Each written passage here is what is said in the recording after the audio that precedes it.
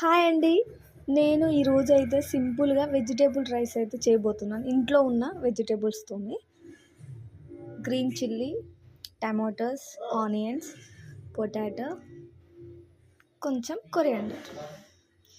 ఎలా రెడీ చేస్తానో చూద్దాం. ఫస్ట్ అయితే ఇవి కట్ చేసుకుంటాను.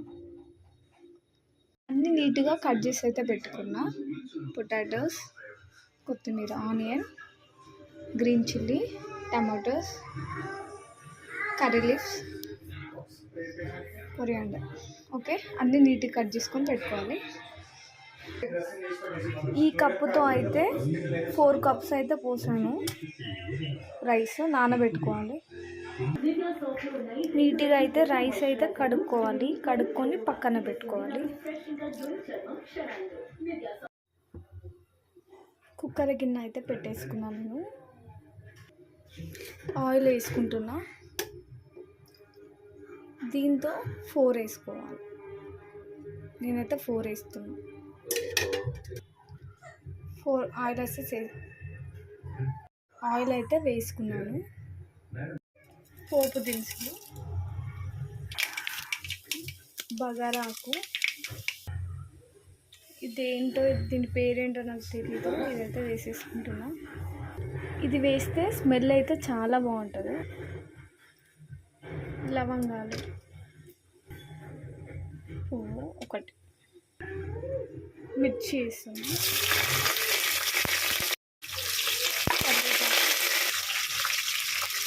కొత్తిమీర, బాగా కలుపుకోవాలి.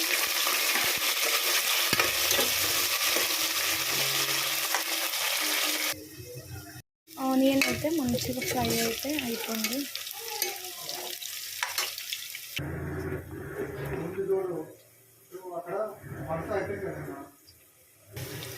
కొంచెం పసుపు అయితే వేస్తున్నాను.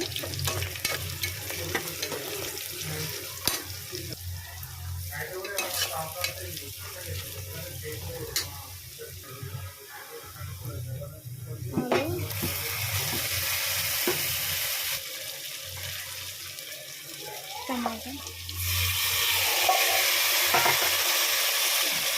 కలుపుకోవాలి.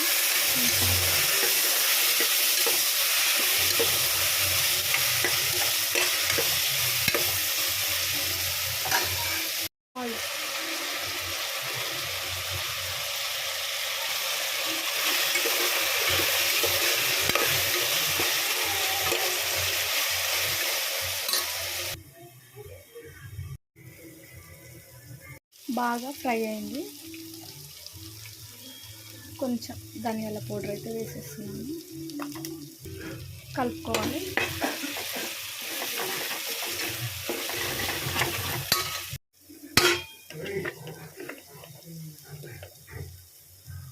కారం వేస్తున్నాను కొంచెం.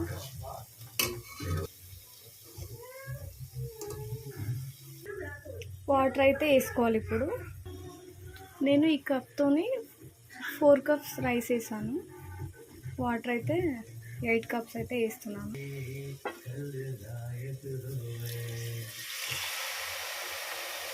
కొంచెం కొత్తిమీర వేసుకున్నాను. మంచిగా అయితే కలుపుకోవాలి. ఒక 5 మినిట్స్ అలా ఉంచాలి. వాటర్ అయితే మంచిగా బాయిల్ అవుతున్నాయి. ఇప్పుడు మనం రైస్ వేసుకుందాం. పెట్టిన రైస్ అయితే వేసేసుకున్నాను.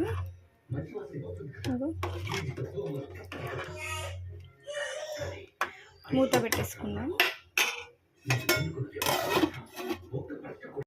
జిఆర్పికి చాలా బాగుంటుంది. కొంచెం వేసేస్తున్నాను.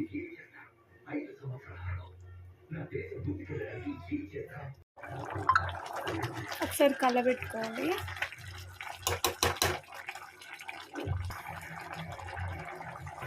మూత పెట్టేసుకుంటున్నాం. రైస్ ఆల్మోస్ట్ రెడీ అయిపోయింది. చూద్దాం.